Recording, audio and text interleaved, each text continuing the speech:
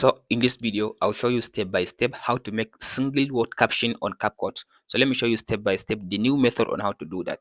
First step, after you open up now the CapCut like this, so the first thing you should do, you go to caption. After you go to caption, then you select the language of your video. After that, you go to templates.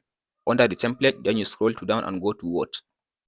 After you go to the word, so here you'll be able now to see different style for your word by word caption on the CapCut. So you scroll to down and choose the one that you want to use. So for this video, I'm going with this one.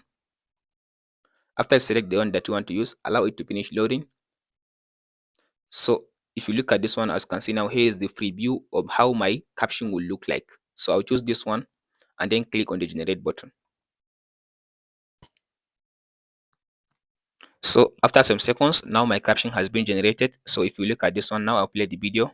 The American Express Platinum Card. So now here is my caption. If you want to change the color, now select all the caption. After you highlight all the caption, then you go to text, basic, and go to color.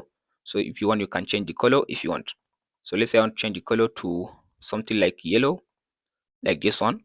And that's it, guys. Express Platinum Card. If this video helps, like and subscribe. We'll meet in the next one. Don't forget to like and subscribe, guys.